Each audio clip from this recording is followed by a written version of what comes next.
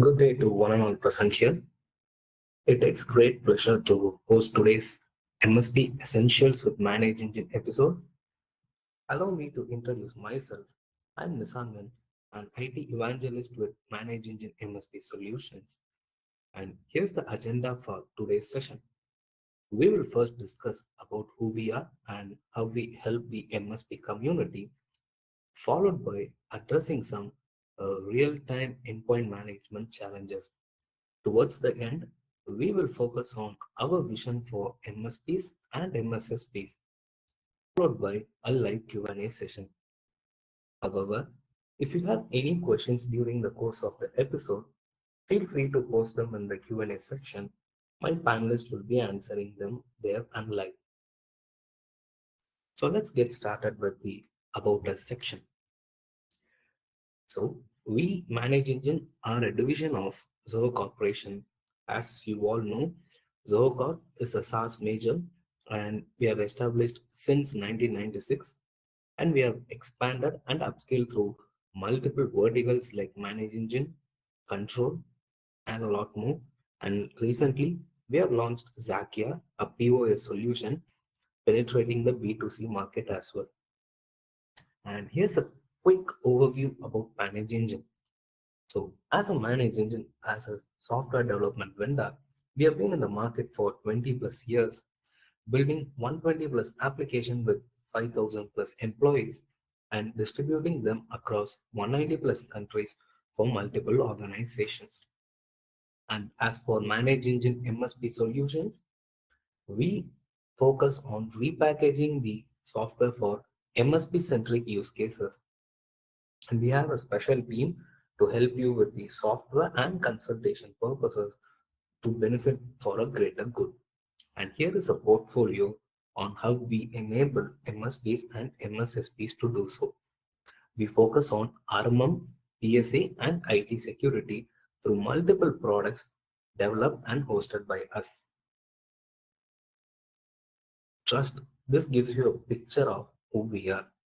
Now, moving forward, let's understand why MSPs would require UEM in the first place, followed by addressing some real-time endpoint management challenges. See, IDC, a popular analyst, quotes the need for UEM for MSPs in the particular phrase, stating customers need automated patching and AI-powered administration tools now, as devices, fleets, and vulnerabilities are expected to grow while IT teams are forecasted to shrink. So this means the ratio of per technician to X number of devices managed is going to grow substantially, putting a pressure on automation and AI-driven capabilities on the technician and MSP-driven businesses. Not just that, UEM as a vertical can help you with data protection, compliance and audits. You can pick everything under the checkbox, endpoint security and third-party patching, of course, the evergreen remote troubleshooting. Lastly, the MDM. While most vendors consider MDM to be a separate entity, we firmly believe that MDM is still a part of unified endpoint management and security. And towards the course of the episode, we will help you understand more on why it is so. With UEMS in picture, a MSP business can benefit from increased automation towards servicing client tickets, which naturally boosts your client retention rate, which shall passively improve your new client acquisition rate. And as always, this helps you with a robust security posture and a cost-efficient client IT management. So now, if you will excuse me, I will introduce Endpoint Central MSP, our built-in tool, how it augments endpoint management and security. So as for Endpoint Central MSP, with that being said, we have packaged the core product with a lot of MSP-centric use cases like a multi-tenancy architecture, which spans both autonomous IT management as well as network neutral architecture in the same place, and is also made more custom friendly, helping you integrate with more tools and APIs, forming an integrated IT system. Not just that, Endpoint Central MSP helps you with zero touch customer onboarding and a centralized billing and service plan management. Now, getting to the core features, we have a robust endpoint security features, third party patching, along with drivers and BIOS updates, which we definitely vouch for because one big thing that we do in the market is with respect to the wide array of patching capabilities. Not just that, our remote troubleshooting kit is native. We haven't integrated or acquired any third-party software to do so, which is one another leverage for us, and followed by BYOD management. So these are all the core features. And not just that, we comply with a lot of standards to make sure you can win more clients and you can adhere to more such rules. Not just the ones listed here, we are also working on helping MSPs comply with the upcoming and latest standards like NIS2, DORA, essentially, and CERT across major countries, and a lot more.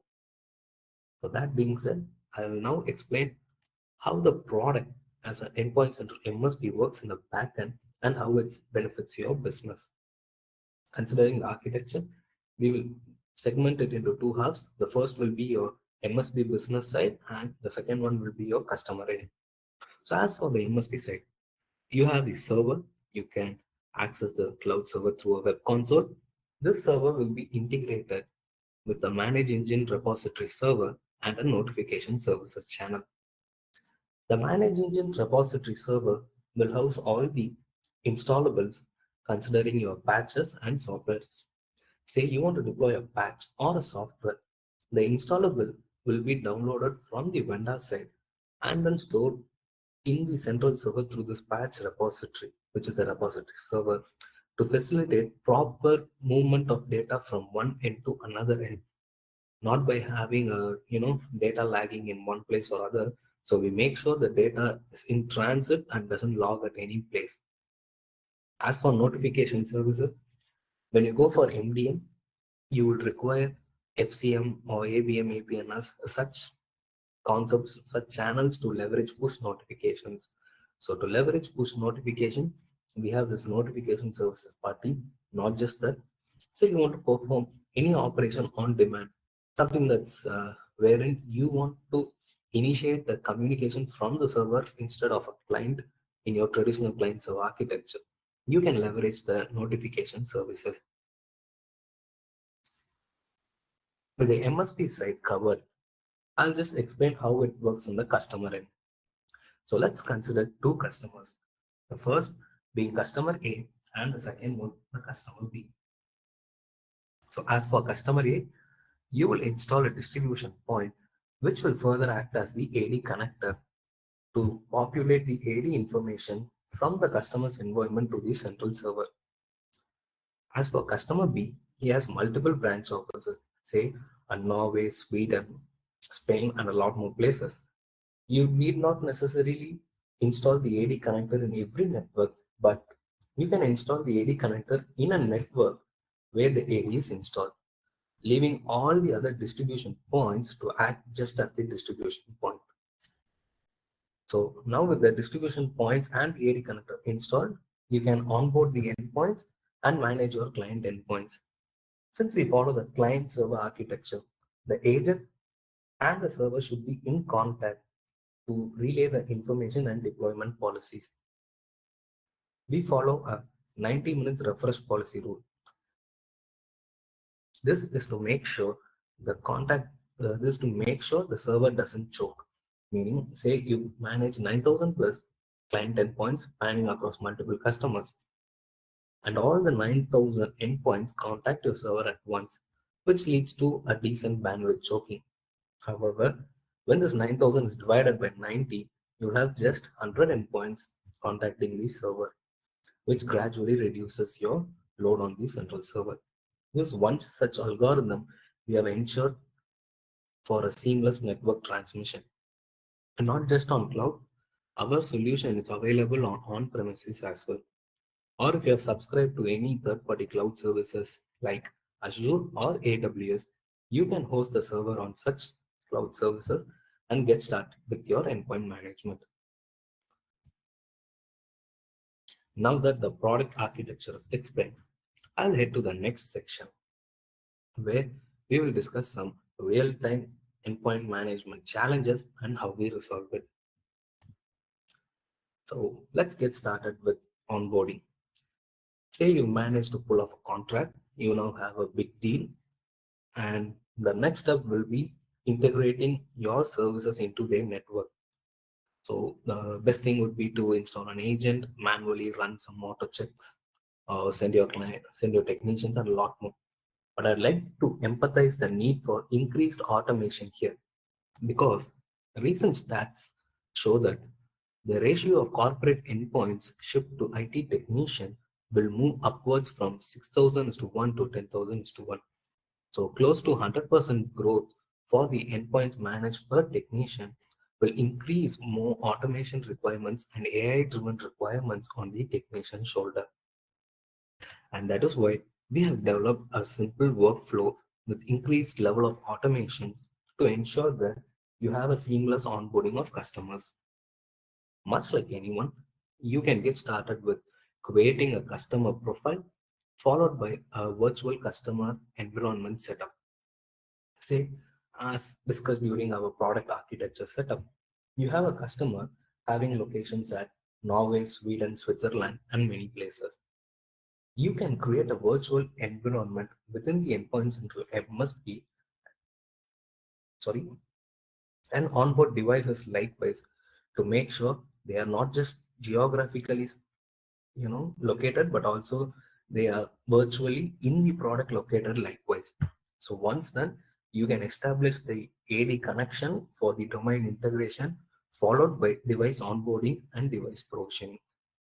And then you can get started with enforcing some security policies or some management policies.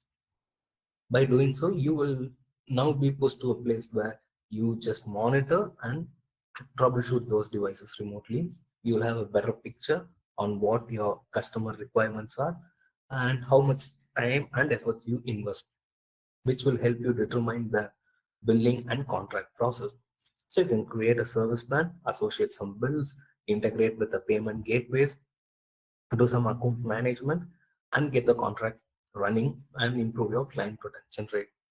And now I'll run you through the product console to help you understand a bit clear on how this works within the product. So here's a product console. I have pre-populated certain information for easy understanding. Say you have a set of customers already managed and now you want to add one more customer. So you can head to the add customer view here and you can fill in the particulars that I just mentioned. Say it will mostly ask for the customer details, maybe the offers, the size, and the number of endpoints that you're about to manage. It's just the basic information followed by the licensing, where the number of endpoints to be managed, and if you need any such rebranding. Say you want your logo to be placed, you can go ahead. So once the basic customer fields and the endpoints and the licensing category is full, a customer profile is created. The next step will be to create a virtual environment for this particular customer. So as said, the first thing will be to create some branch offices, which we have termed it here as a remote offices within the product. So under agent, you can head to the remote offices to add a set of remote office and of course configure the distribution points and the AD connector. So as for AD connector, you will need a domain for integration, right? So here's the domain view. You can head to the add domain and add a set of domains according to your customer's requirement. So once done, you have the basic customer environment created. Not just that, you can further segment your customers' environment. Say at Switzerland, they have multiple branch offices.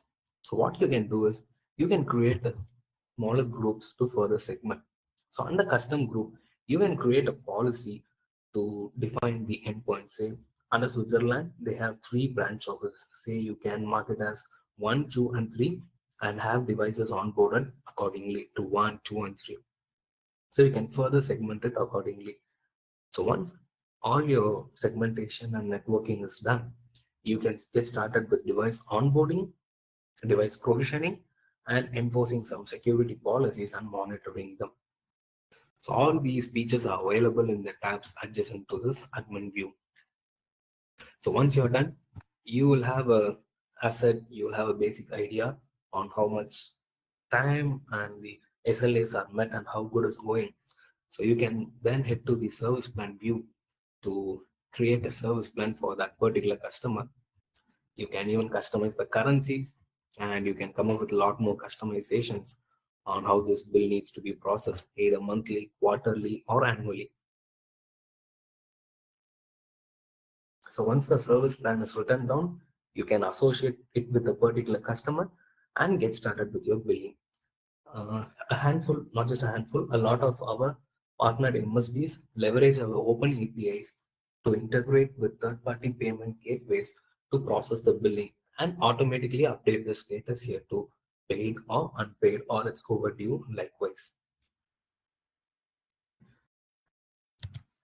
So this is with respect to customer onboarding. Now let's head to the second use case, which is patch deployment. I know we all heard a lot about the latest patch failure, which caused the major Windows outage. But patch deployment is not substantiated with just one incident, but we will have to consider a lot more factors when it comes to patch management. Say, not just from your operational efficiency front, but also from security point of view. CVE quotes that 3000 plus vulnerabilities have been experienced in Windows 10 between 2015 and 2023. And we are seeing 4 vulnerabilities per week on Windows 11 in the past 3 years. Windows 11 is new to this IT environment, and we are now seeing 4 vulnerabilities per week, which is pretty high for a brand like Microsoft. So patching has more to it. It's not just about your latest CrowdStrike outage, but there's a lot more factors. And here is how you ensure no patch deployment fails from security and efficiency point of view. So you can run a patch scan in your customer environment and you can categorize them based on the severity. Say you found a particular machine to miss tens of patches, while a set of machines to miss only a couple of handfuls, say, or 5 or 3 patches. Say you can categorize them based on the severity and attend to their needs in the same manner. So once they are categorized based on severity, you can download the patch from the vendor side and store it in the central server. You can then transfer it to the distribution point, followed by transmission to the endpoint. But the best part here is you can configure an automated test and approve workflow within this patch deployment to make sure no patch causes any OS outage. Say once the patch is sent to the distribution point, the patch can then be sent to a testing environment where the patch is run for compatibility checks and a lot more checks. So once you understand and agree with the fact that the patch is really good to go, you can then deploy it to your real time, to your production environment and get all the endpoints patched accordingly. So once you do this process seamlessly, you can generate reports and check for your system health policies and compliance status. These can also help you vouch for client retention rates and acquisition rates and assess your own capability to find out and understand how good you are with patching. Now, I will jump to the product console one more time to help you understand how to configure the patch deployment automation.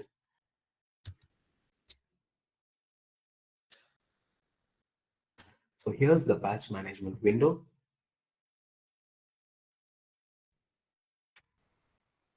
So I have one customer configured for patch management already. So I just head to this particular customer's window and jump to the deployment tab. We do have a manual and automation deployment for patch installation. Given the case, we will configure and understand the automation case for now, and for manual deployment, we can take it offline. So head to the automated patch deployment and select the operating system that you want to patch for. be it Windows or Linux. So once done, you can customize your patch deployment. Say you want to focus only on the security updates and leaving the non-security unattended, or if you want everything to be covered, you can select not just your Microsoft updates. We also support third-party updates as such, right? You can go with your critical, important model, whatever it is, followed by antivirus and driver updates. So once you've configured all the customization, what are all the patches that needs immediate attention, you can then deployment window. Deployment window is nothing but when and where you want to deploy the patches. Say you want patches to be distributed only during weekends or off hours, you can create a window as such and deploy the patches through that particular window. You can customize this deployment window according to customer requirements and map it accordingly. So once you're done with the deployment window, you can either choose to deploy the patches directly or to publish them to the self-service portal. When published to the self-service portal, the client's end user will have a leverage to access the patches from the self-service portal and install them at their own convenience. It's more like your App Store or Play Store, where the self-service portal will house all the softwares and patches. So end users can install and play around with them at their own convenience. So once you're done with the deployment, the next step will be to define your targets and set the distribution. And here's the notification settings. This is optional. You can stay informed of the patch deployment process either through emails or through SMS. And you can configure the admin details here, your email IDs. So this is with respect to patch management. Now let's head to the third use case, which is not well known today, but is slowly taking the lead, which is the focus for digital employee experience in today's IT. A high quality digital ecosystem ensures that 97% employee productivity, 96% employee satisfaction, and 90% employee retention. Now that clients entrust their digital IT to us and they focus on just developing their own business, we must ensure that we do justice to what we have actually promised. And here's a simple workflow on how to automate and stay on top of that. So when it comes to digital IT or improving digital employee experience, it's all about analytics. You just gain as much information possible. Uh, I wouldn't go with the buzzwords like telemetry or anything that's available in the market, but to be technical, it is all about populating as much legit information, required information from the digital resources possible and monitoring them continuously for any anomaly. So when you find something susceptible, you just act immediately or you have some pre-configured rules for some proactive remediation. So you just set up some inventory scanning rules and configure some asset usage rules. And with the rules pre-configured, you run an inventory scan in your end users endpoints, say client endpoints, and you just populate the information. With the information available, you either act proactively or run for a remote troubleshooting or some automated troubleshooting process. Not just that, say you found some susceptible software or you found something suspicious, you can write down some application control policies and remove such instances from your client's network uh, to be it's network isolation or network access control, more of networking level configurations. So I'll just head to my product to help you understand even better. So here's my inventory tab, which forms the base for your digital employee experience. Say you have a scanning rules here. So you can head to the schedule scan and create a scan rule. And not just your regular scan, we have one more feature called file scan. So you want to scan for any particular file. I read a latest report on how a Windows batch file.bat file disrupted the Windows logon process. I don't want to get into every detail of it, but I just read an article on how a batsman could, terminate or kick out a user during their logon. So you found one such batch file in your network and you want to ensure no such instance is repeated. So you just run through that particular batch file scan and find for any anomaly or exception. Or when you find, you just remove them with the help of our configuration module or use through some registry features that's available within our product. A simple scan that could effectively lead to more robust security practices. Here's the window. So you just configure your inventory scan and just save it. So once saved, the inventory scan rules will be informed to the agents installed in the client endpoints and the rules goes by accordingly. And here's the file scan rule as well. The file scan rule works similarly to the inventory scan rule that I just explained. So once the scanning is done, you will have all the details populated here. Say you have the Windows machine here. I don't want to click into that machine due to privacy rules. So you can get to know all the details inside that particular machine. So once done, you have your application control, which I just spoke about. There are two ways to control and exercise application control. One is exercising control over the application or software that is previously installed in your network or the ones that are about to be installed. So as for the instances which are yet to be installed, you can write down a block executable rule. So by doing so, whenever a particular end user wants to install a software which he isn't aware of or he isn't aware of the fact that that particular software could cause some security level damage, you can, my bad, sorry. So you can write on such a rule and make sure such a installable doesn't get actually installed. Or you found a particular software which is already installed. You can write down a prohibit software rule. So when you write a prohibit software rule, the end user is prompted with a notification stating he or she is not allowed to use that particular software. However, he will have the leverage to request for the software usage. And once he requests for the usage, the sysadmin or the technician, help desk technician, can validate the request and either allow him to use that particular software for a certain window or discard it from the client network. For that, you can write down some auto uninstallation policy. Say you have rejected the end user's request to use that particular software.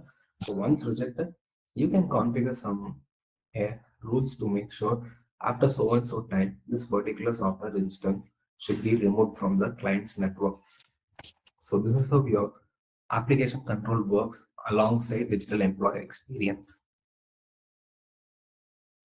Now moving to the fourth use case, which is an integrated IT system to ensure your seamless handling of increased ticket workflow and logging your remote troubleshooting steps. So why do we empathize again and again on automation is that the number of sysadmins or technicians like us is expected to decrease by 8% from 2023 to 2027. Not just that, it will also expand the talent gap.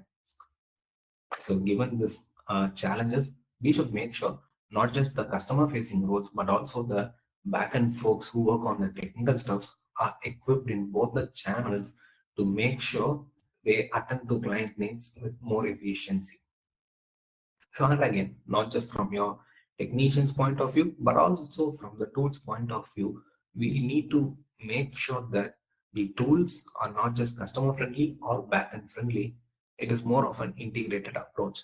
Traditionally, an end user raises a request, a help desk technician attends, transfers the ticket to a sysadmin troubleshoots remotely, and add the job sheet and attach it to the help desk technician's ticket. Help desk technician then processes it, asks for a feedback. The end user then, writes down something 4-star, 5-star, and he closes the ticket.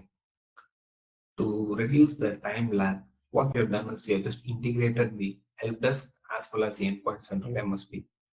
So whenever a ticket is created, one particular technician can have access to both the help desk system as well as the endpoint operation system.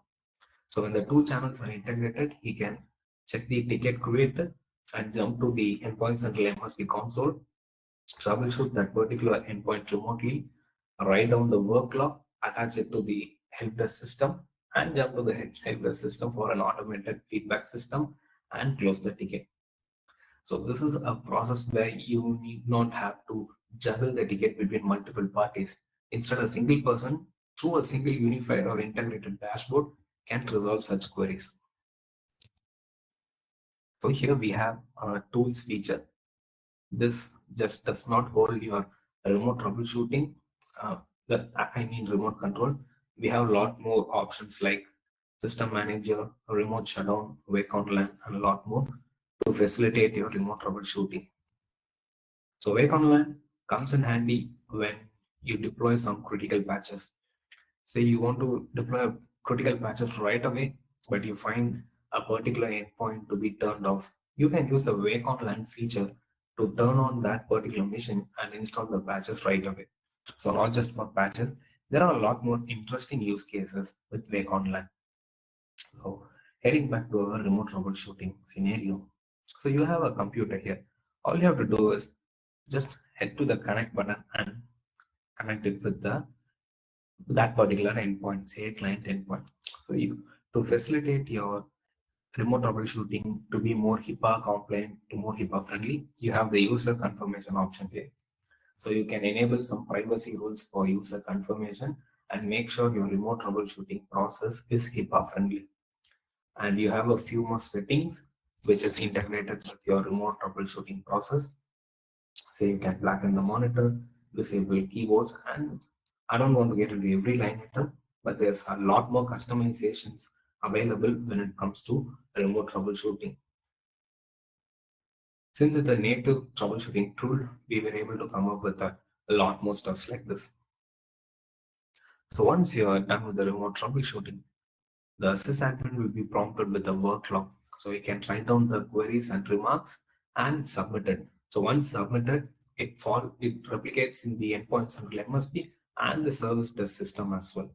So from that service desk system, you can take it further by proceeding to close the ticket or feedbacks and closing the tickets. This also makes sure your SLAs are on compliance because SLAs are mostly tied up to your help desk system and not your endpoint operation system. So you can just verify all these three things are in line.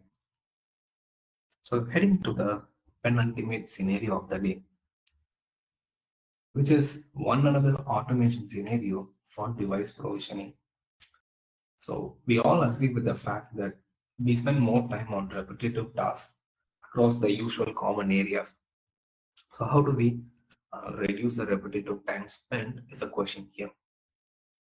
And a lot of sysadmins lately code scripting and automation are the key for software provisioning, and it also fills the skills shortage and talent gap.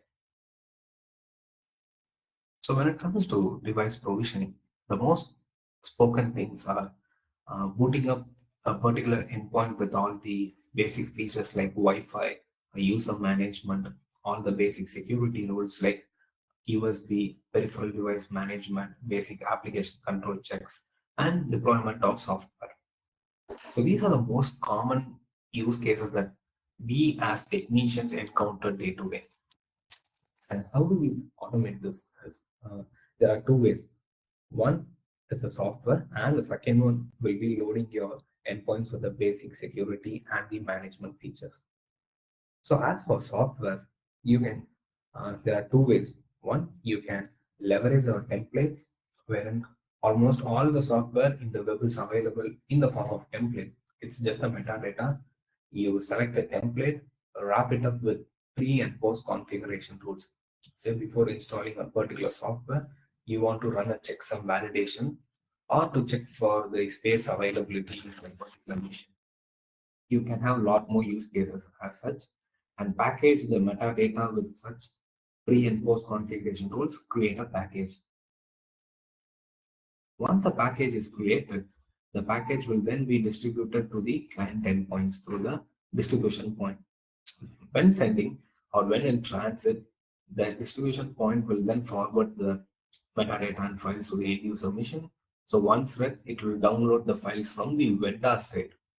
So instead of storing a particular downloadable or installable in every possible location, we have made sure this particular installable is located in one particular place, and not just eliminating your bandwidth choking or any such factors, but also making sure the server installed machine, if it's an on-premises or if you're hosted in any private cloud.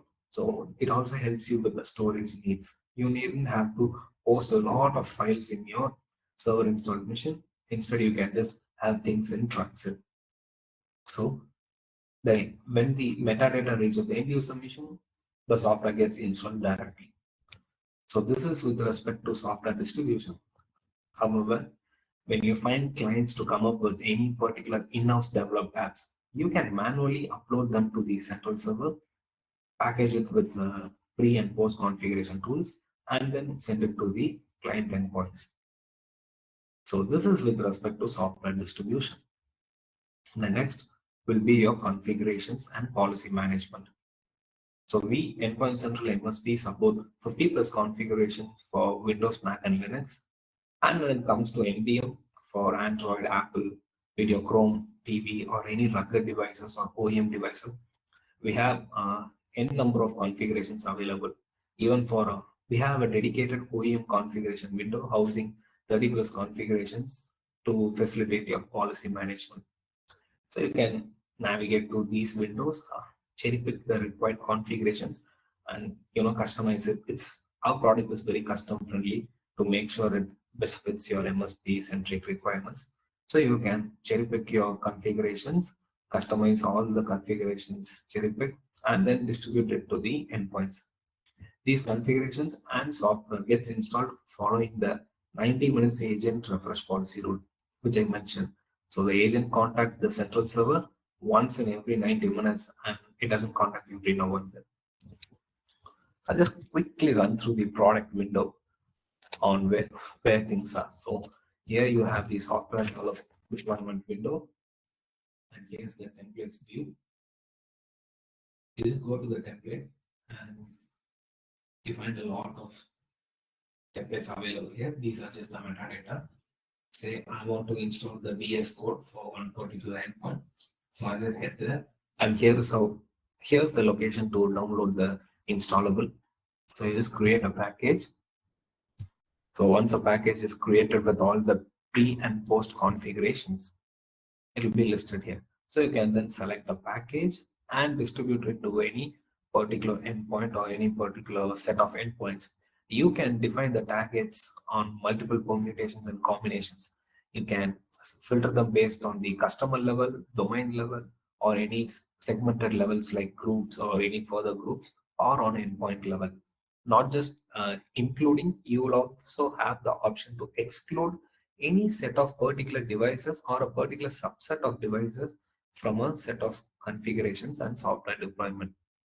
Not just for configurations, you can also use them for enforcing any security policies. So very stringent about usage of social media to the endpoints, say laptops.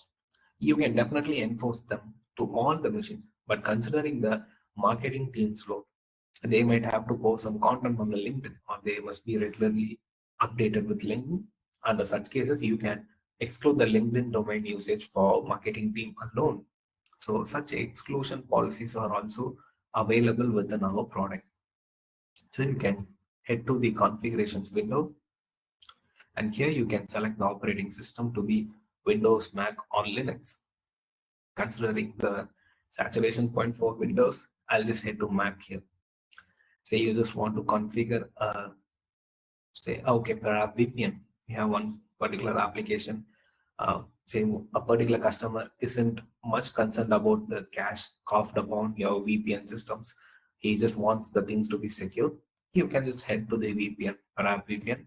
You can configure the VPN server details and distribute them to the Mac endpoint. So any particular application is routed through this particular VPN channel. So this is with respect to device provisioning. And here's the last use case for the day. So how do we implement security strategies on clients' mobile devices, considering the thin layer of gap between privacy and security on BYOD and corporate owned mobile devices? So I know we have been, it might appear to force fit MDM within UEM, but it's definitely not the case. Even Gartner has positioned mobile threat defense and advanced security category for IT management, and he didn't demarcate MDM from this UEM scope. Even he has included or integrated it. So even we vouched for it earlier, right? So here's the list of set of features that we facilitate through MDM, be it your conditional access and policy management. This is considered a baby step towards your zero trust network architecture. Zero trust is not associated with any particular product, but it is always seen as a solution level approach. UEM is one such component which leverages or which boosts your client management to zero trust network architecture. So but how do we do so? We do it with the help of features like conditional access, user management, user behavior analysis, and a lot more things. So conditional access falls under such a subscope. We also facilitate OS and firmware update management. These are much like your patch management for Windows laptops, Mac or Linux laptops, and followed by inventory management, more like what we saw or experienced the digital employee experience use case, and application provisioning and update management. Given the dynamic nature of applications in your app store and play store, we are frequented with a lot of updates. So how do we manage them, and how do we manage lost or stolen devices? So mobile devices are very handy, and there's a high chance for such a device to go out of control, as in such devices to go out of our hands. So how do we manage the corporate data under such edge cases? And lastly, the mobile threat defense. Here's the product window. I'll just jump to the mobile device management view to give you a glimpse of what we do with respect to MDM. So the first step will be to enroll your mobile devices. Though we have n number of methods to enroll, we would always recommend you to rely on the integration methods where you can integrate with ABM for Apple devices, Google Space for your Android, and Azure Portal for Windows. So when you have these portals, the device portals integrated, you needn't have to integrate onboard each and every device. Rather, whenever a device is purchased through a reseller, it automatically gets added to this portal. And from this portal, you can just click one button, say onboard, and this onboard button will automatically apply all the pre-configured rules to the newly purchased device and gets them onboarded. So when you ship a new device to a particular user, and when that particular end user unboxes and turns on the particular endpoint or say a mobile device, the first thing he would see is of course the pre-configuration window, welcome window, followed by the notification that this particular endpoint, say a mobile device, is managed by so and so organization or so and so MSP. So that's one big thing you can save time on. So once enrolled, you can head to the management view where you have the profiles, the policy management that I just briefed about in the previous use case. You can distribute a lot of profiles, and you have the app repository. It works more like the software deployment window where you can either integrate with the App Store or Play Store or import some in-house applications and make sure they work in tandem. You have an app update policy. You can create a policy to manage your application updates. Either such updates can be distributed immediately or can wait for a day or so. Followed by telecom expense management. We have just entered this feature. So you can now monitor and record the data usage of your client endpoints. So these can help with managing or overseeing the amount of data used and to check if such data usage is legit or not, and followed by certificates. So when it comes to mobile devices, I know it's not more of a agent-based architecture or something heavyweight for mobile, because agent is heavyweight for mobile. So we will have to rely on certificates to facilitate the communication between a server and a mobile device. Say MS is now very mobile friendly. They have Outlook and a lot more O365 applications on mobile. They want to uh, connect with such app servers to the mobile phone, they would need a certificate to do so. You can facilitate the certificate management through this particular window, followed by some alerts to stay notified of. Say you found something susceptible or you found something suspicious, any suspicious activities can be tracked here and can be immediately acted upon. You also have automated OS updates where you can not just stick to your OS update but also firmware updates as well. We also provide remote troubleshooting to mobile devices. We do not stick with your traditional servers, desktops, or something. So your corporate owned mobile phone or a tablet is running into a problem, or any rugged device or OEM device is running into a problem. You can remotely troubleshoot such devices as well. We have a native troubleshooting tool available. All you have to do is just just connect with a particular end user and troubleshoot them. Maybe you can analyze what happened and fix them up. Speaking of conditional access, we just briefed on how conditional access leverages ZTNA, Zero Trust Network architecture. So you can integrate with the Microsoft Entra ID, and not just Entra ID, we have our own AD IAM tools. With all these three integrated together, you can have a better clarity on how you facilitate the Zero Trust architecture and how you enforce the in user-based rules, user entity and behavior analysis, and followed by geofencing. You can create a virtual network from where a particular mobile device can access corporate data. So you can create a virtual boundary from which one particular client end user can access the client's Office 365 server.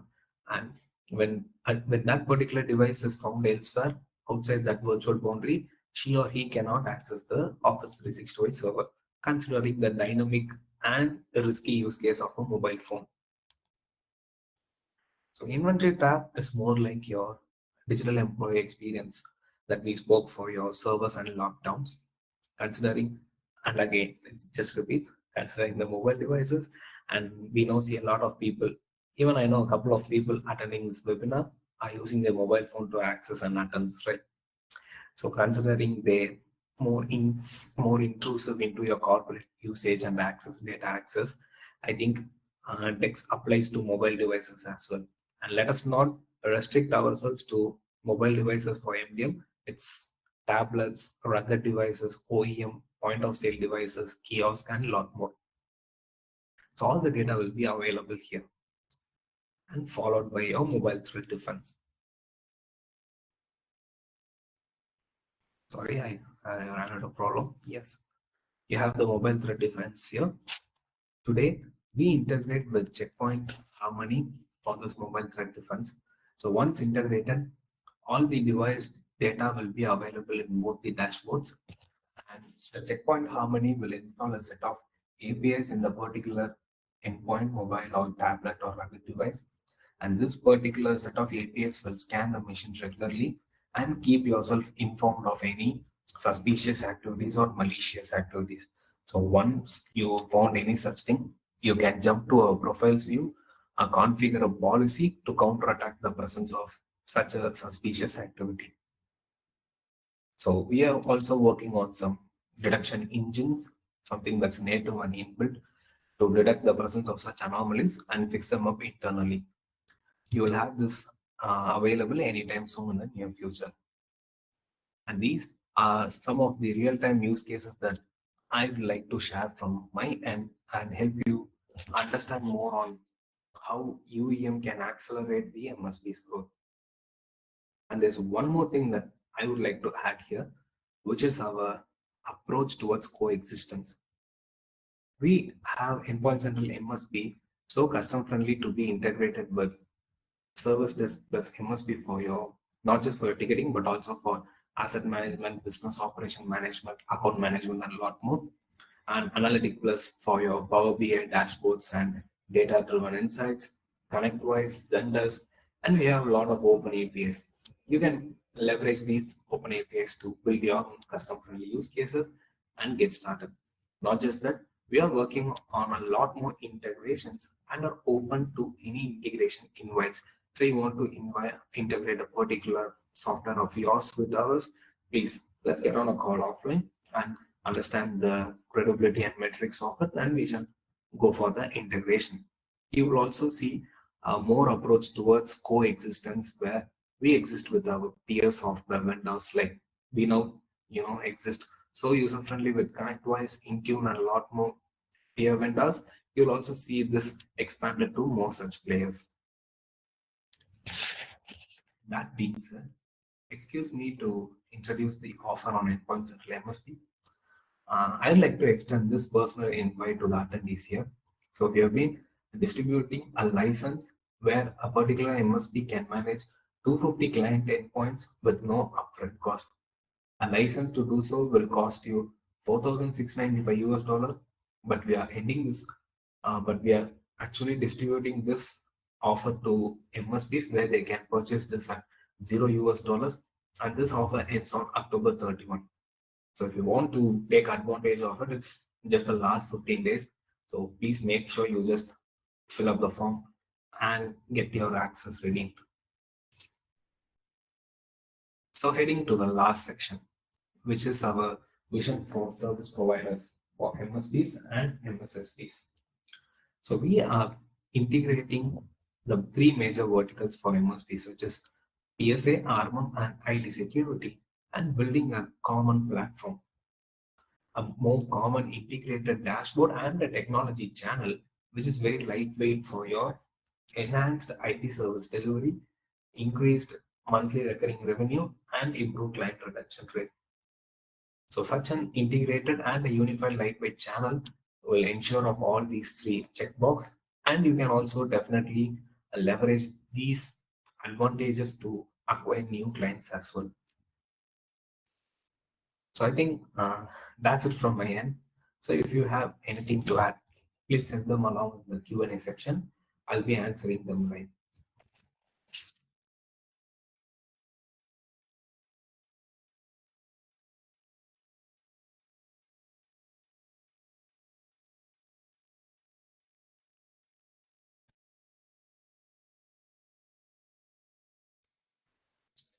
Okay. So I have the first question here. Are we planning for any AI integration? Yes. I pretty much expected the AI questions to pop up. So as for AI, I'm not vouching or leading you to any mature AI models. But yeah, we have planned some AI integration. In fact, we now have the basic AI toolset available within our product, which is Zia analysis. So Zia is nothing but our Zoho level AI assistant, which is being trained upon a lot of data sets. As for endpoint settle MSP, this Zia model will now detect a particular endpoint for any Windows compatibility checks. And these checks are more specific to updates and patch management. So this Zia will check if a particular machine is ready to upgrade to the higher version of Windows, or is ready for patch deployment distribution, or how compatible it is. You will sooner or later see this Zia shaping up your whole of endpoint operation process, not just with your Windows compatibility checks, but also considering the security landscape and the digital employee X landscape as well.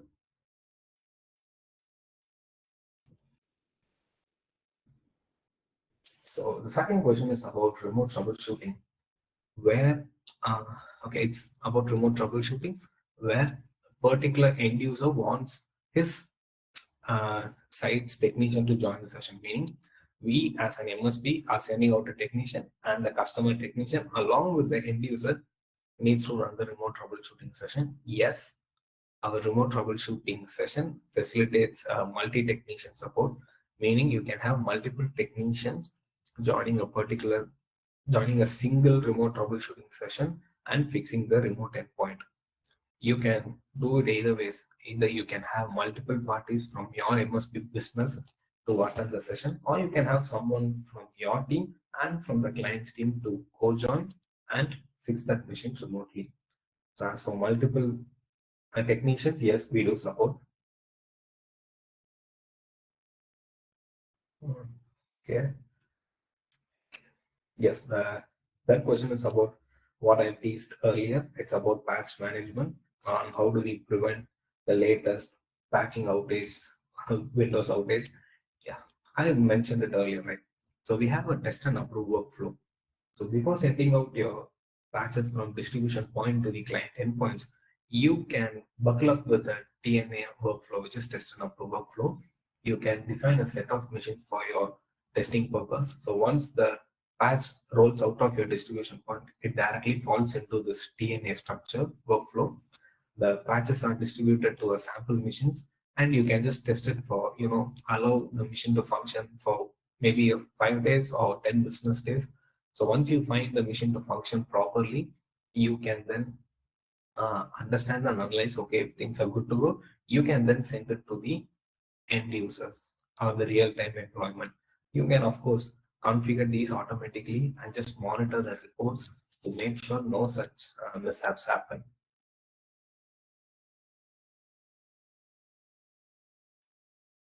Okay, I think that's it for today.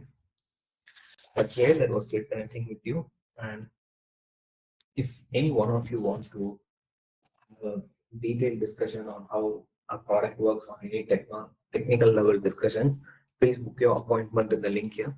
I'll have my colleague share the link to the same in the Q&A section.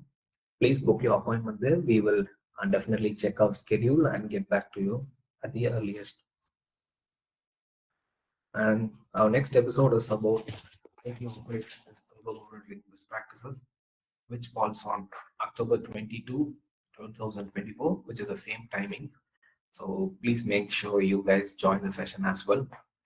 Until then, it's Nisangan from Managed Indian MSP Solutions, and not just with the next session, but if you want to know anything about MSPs or our community, anything related to market trends, technology trends, and how our brand values, you can sign up to our LinkedIn. You can join our LinkedIn community. We'll be posting a lot of interesting stories and a lot more updates there. So I think it was great meeting you, and I'm really happy to host you guys here. Thank you for joining today's session. It was really amazing, and let's meet on October 22.